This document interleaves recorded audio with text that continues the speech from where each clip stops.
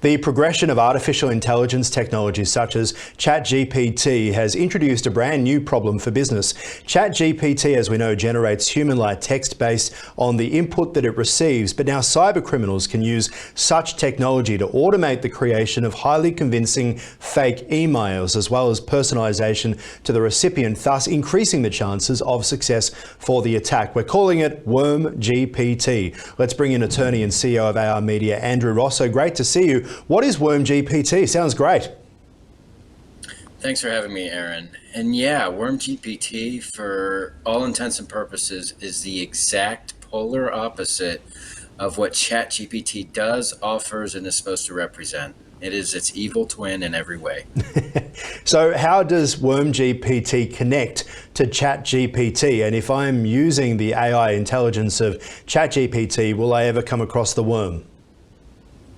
That's a great question. And actually, it uses a completely different language model than ChatGPT itself, which opens up so many different features and utilizations that ChatGPT just doesn't allow for, specifically for nefarious and malicious use. And it's just a black hat environment that is as welcoming as anything. And that's what this tool is doing, is it's opening up those doors for black hat attacks. All right, let's zoom in a bit on this. How does it actually work? So talk to us about the WormGPT side. How can it impact me? So with this tool, it has been designed to actually facilitate and make it easier to target businesses, specifically business email compromises. So pretending to be a high-level business brand or executive and trying to steal or exploit financial information, personal information, business contact lists, even trying to get a fraudulent invoice paid.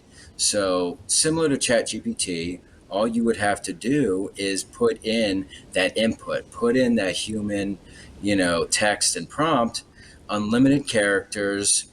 You can save the actual text file of the response, and what it's supposed to do is generate the actual email that mirrors something that you would expect to come from, let's say, a senior developer in a C-suite style infrastructure. So it is that easy. And can you do it through ChatGPT? Is that how they're doing it, or is this a whole other platform? This is a completely different platform. It is a complete mirror, different language model, but same kind of structure that we've already become accustomed to with ChatGPT, where you log on, you're able to type in that prompt, right?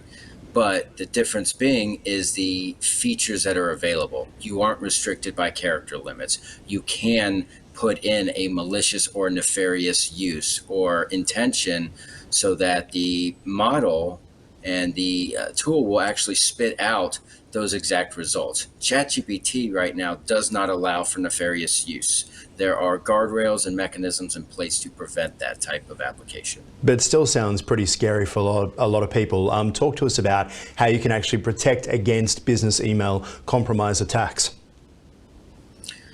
So with these types of attacks, what the general suggestions have been, what I would suggest is implementing some sort of employee training program centered around BEC attacks that dives into the nature of these attacks, how AI is actually being deployed to facilitate them, to augment them. And then, of course, what are the different tactics that we've already seen from these attackers, from these attempts?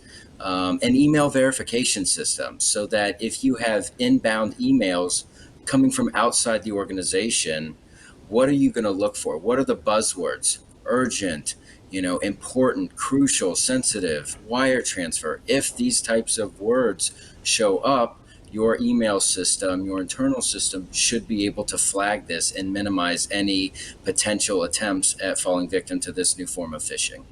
Wow, it's a really great point, because you often think about large businesses being the ones that would have to deal with this, but we know that cyber criminals are attacking all sizes of businesses as well, because generally, you know, big business, you might have different people handling things.